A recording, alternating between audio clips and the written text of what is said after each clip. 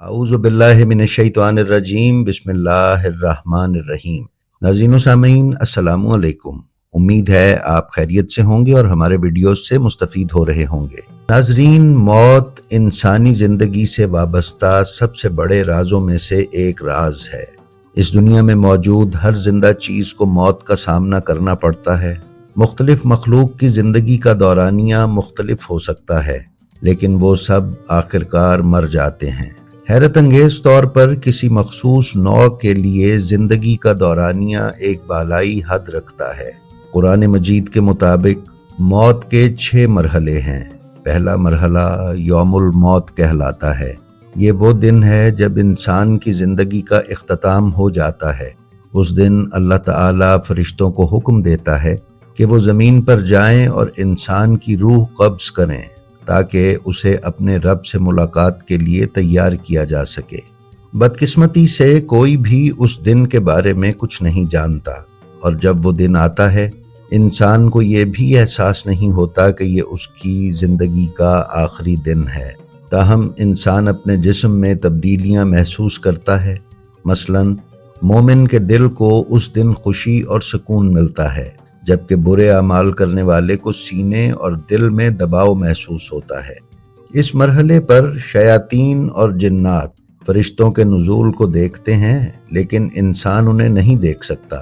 قرآن کریم میں سورہ البقرہ کی آیت نمبر 281 میں اس مرحلے کا ذکر یوں کیا گیا ہے: اور اس دن سے ڈرو جس دن تم اللہ کی طرف لوٹائے جاؤ گے، پھر ہر جان کو اس کے کیے کا پورا بدلہ دیا جائے گا۔ ناظرین، موت کا دوسرا مرحلہ روح کا درجہ بدرجہ جسم سے نکلنا ہے۔ یہ مرحلہ پاؤں کے تلووں سے شروع ہوتا ہے۔ روح آہستہ آہستہ اوپر کی طرف بڑھتی ہے، ٹانگوں، گھٹنوں، پیٹ، ناف اور سینے سے گزرتی ہے، یہاں تک کہ وہ ایک مقام پر پہنچتی ہے۔ اس مقام پر انسان تھکن اور چکر محسوس کرتا ہے اور کھڑا ہونے کے قابل نہیں رہتا۔ اس کی جسمانی طاقت ختم ہو جاتی ہے، لیکن وہ اب بھی نہیں سمجھ پاتا کہ اس کی روح جسم سے نکل رہی ہے۔ ناظرین، روح کے انسانی جسم سے نکلنے کا تیسرا مرحلہ روح کا اس کے حلق تک پہنچنا ہے۔ قرآن کریم میں اس کا ذکر سورہ القیامہ کی آیت نمبر 26 سے 29 میں یوں آیا ہے: ہرگز نہیں، جب روح حلق تک پہنچ جائے گی اور کہا جائے گا کون جھاڑ پھونک کرے گا، اور وہ سمجھے گا کہ یہ جدائی کا وقت ہے، اور ایک پنڈلی دوسری پنڈلی سے لپٹ جائے گی۔ ناظرین، موت کا چوتھا مرحلہ حلقوم کا مرحلہ ہے۔ یہ موت کا آخری مرحلہ ہے جو انسان کے لیے انتہائی مشکل ہے، کیونکہ اس کے سامنے پردے ہٹ جاتے ہیں اور وہ اپنے ارد گرد موجود فرشتوں کو دیکھتا ہے۔ یہاں سے انسان آخرت کو دیکھنا شروع کرتا ہے۔ سورہ کاف میں ارشاد ربانی ہے: ہم نے تمہاری آنکھوں سے پردہ ہٹا دیا، آج تمہاری نظر تیز ہے۔ قرآن میں سورہ الواقعہ کی آیت نمبر 83 تا 85 میں اللہ تعالیٰ ارشاد فرماتا ہے: پھر کیوں نہیں، جب روح حلق تک پہنچ جائے اور تم اس وقت دیکھ رہے ہو اور ہم تم سے زیادہ قریب ہیں، لیکن تم نہیں دیکھ سکتے۔ ناظرین، یہ وہ وقت ہے جب انسان اللہ کی رحمت یا غضب دیکھتا ہے۔ وہ اپنی زندگی کے اعمال کو اپنی نظروں کے سامنے گزرتا ہوا دیکھتا ہے اور شیطان اسے گمراہ کرنے کی آخری کوشش کرتا ہے۔ قرآن سورہ المومنون کی آیت نمبر 97 اور 98 میں بیان کرتا ہے: اور کہو اے میرے رب، میں شیطان کے وسوسوں سے تیری پناہ مانگتا ہوں، اور اس سے بھی کہ وہ میرے پاس آئیں۔ ناظرین، انسان کی موت کا پانچواں مرحلہ ملک الموت کا داخلہ ہے۔ یہ مرحلہ وہ ہے جہاں انسان کو معلوم ہو جاتا ہے کہ وہ رحمت والوں میں سے ہے یا عذاب والوں میں سے ہے۔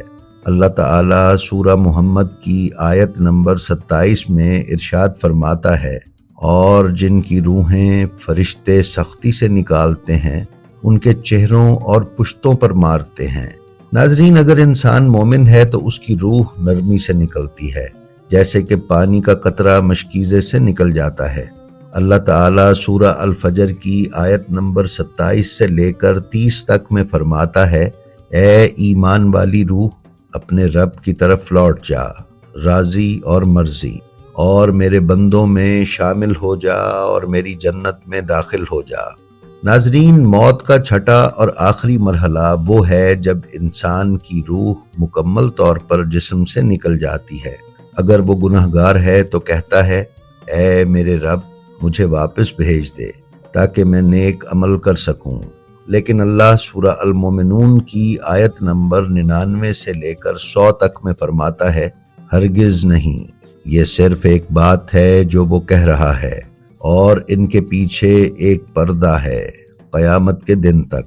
اور سورہ کاف کی آیت نمبر 19 میں یہ ارشاد ہوتا ہے، اور موت کی سختی حق کے ساتھ آئے گی، یہی وہ ہے جس سے تم بھاگتے تھے۔ ناظرین، یہاں مومن کے لیے جنت کی بشارت ہے، جبکہ گناہگار کے لیے عذاب کی وعید ہے۔ ایک مفسر سے پوچھا گیا کہ لوگ موت سے کیوں ڈرتے ہیں، تو اس نے جواب دیا کہ کیونکہ تم نے دنیا کو آباد کیا اور آخرت کو برباد کر دیا۔ ناظرین، ایک ابدی زندگی کا تصور انسانی تاریخ میں بہت قدیم ہے اور انسانی تہذیب کے ابتدائی لمحات سے موجود نظر آتا ہے۔ پہلی بڑی تعمیرات جو 5000 سال سے پہلے سے تعمیر شدہ ہے، مصر میں غزہ کے اہرام فرعون خوفو اور اس کے بیٹے خافری کے آخری ٹھکانے تھے۔ ان عالیشان عمارتوں کے اندر ایسے کمرے، حجرے یا ہالز ہیں جہاں فرعونوں کی باقیات تابوتوں میں رکھی گئی تھیں۔ موت کے بعد کی زندگی کو کافی آرام دہ بنانے کے لیے وسیع انتظامات کیے گئے تھے۔ باقیات کو در اندازوں یعنی چوروں اور ڈاکوؤں سے بچانے کی بھرپور کوشش کی گئی۔ بعد میں آنے والے بادشاہوں کی تدفین کے مقامات پر فرعونوں کے مقبروں کو ایسا سامان فراہم کیا گیا تھا جو بعد کی زندگی میں کارآمد ہوتا، یہاں تک کہ ان مقبروں میں سے ایک میں جو اصلی شکل میں ملا تھا وہ جوتا بھی تھا جو ممی شدہ لاشوں کے پاس رکھا گیا تھا، جو غالباً یہاں کی زندگی میں پہنا جاتا تھا۔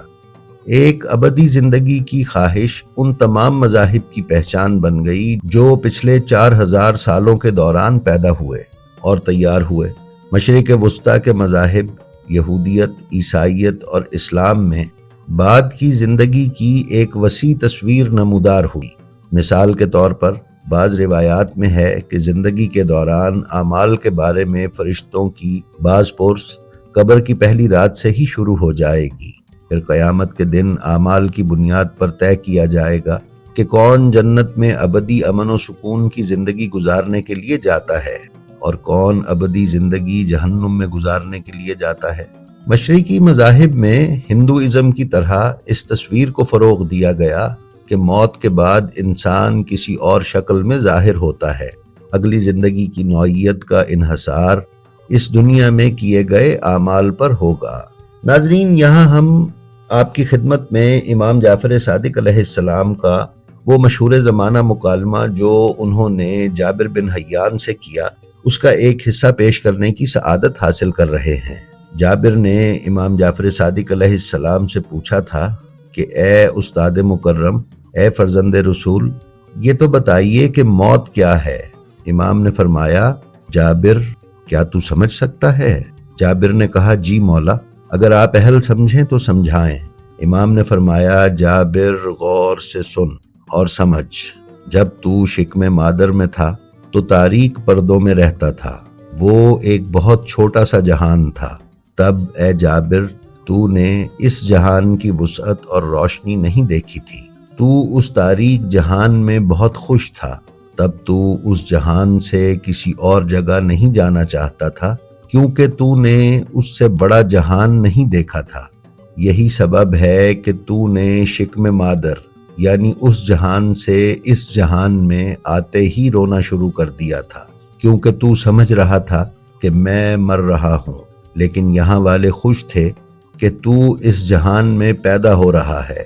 یہی ہوگا جب تو یہ جہان چھوڑ کر اگلے جہان جائے گا، وہاں والے خوش ہوں گے کہ جابر وہاں پیدا ہو رہا ہے، جبکہ یہاں والے رو رہے ہوں گے کہ جابر مر رہا ہے۔ پھر امام نے فرمایا اے جابر، جسے دنیا پیدائش کہتی ہے وہ اصل میں موت ہے، اور جسے دنیا موت کہتی ہے وہ اصل میں پیدائش ہے۔ جابر، جتنا فرق شکم مادر اور اس جہان میں ہے، اتنا ہی فرق اس جہان اور اس سے اگلے جہان میں ہے۔ جابر، جیسے تو اس جہان میں آ کر واپس پلٹنا نہیں چاہتا، ایسے ہی تو اگلے جہان کی وسعت کو دیکھ کر پچھلے جہان میں پلٹنا نہیں چاہے گا۔ جابر، یاد رکھ، جتنا فرق شکم مادر اور اس جہان میں ہے، اتنا ہی فرق اس جہان اور اس سے اگلے جہان میں ہے۔ ناظرین، پیغمبر اکرم اور ائمہ طاہرین کی روایات میں موت آسان ہونے کے کچھ طریقے بیان ہوئے ہیں۔ ان میں سے بعض صلہ رحمی، والدین سے نیک برتاؤ، مومن بھائی کی مدد، امام علی علیہ السلام کی ولایت پر قائم رہنا اور ان سے محبت، اور کثرت سے امام حسین علیہ السلام کی عزاداری اور زیارت ہے۔ جی تو ناظرین، یہ تھی ہماری آج کی ویڈیو۔ ہمیں امید ہے یہ آپ کو پسند آئی ہوگی۔ جو بھی ویڈیو آپ کو پسند آئے اس کا لنک اپنے حلقہ احباب میں شیئر کرنا نہ بھولیں، تاکہ علوم محمد و آل محمد کی ترویج و اشاعت میں آپ کی حصہ داری برقرار رہے۔ اپنا اور اپنے متعلقین کا بے حد خیال رکھیں اور خلق خدا میں آسانیاں تقسیم کرتے رہیں۔ خدا آپ کا حامی و ناصر ہو۔ السلام علیکم۔